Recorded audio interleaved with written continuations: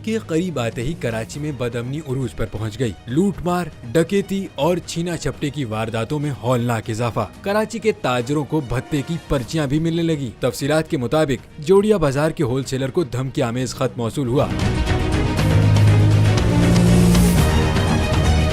भत्ता मांगने वालों ने ताजिर को खत के साथ पिस्तौल की 2 गोलियां भी भेजी हैं। खत में राब्ते के लिए ईरान का टेलीफोन नंबर दिया गया है। खत में धमकी दी गई है कि अगर जान प्यारी है तो इस नंबर पर व्हाट्सएप करो, थोड़ी भी होशियारी की तो गोली सर पर लगेगी। इस हवाले से सदर ऑल सिटी ताजिर इत्तेहाद ने आला पुलिस अफसरान से राबता किया और तफसीलात से आगाह किया है। ऑल सिटी ताजिर इत्तेहाद ने मुतालबा किया है कि मुलविस अनासिर के खिलाफ कार्रवाई करके कैफरे किरदार तक पहुँचाया जाएगा।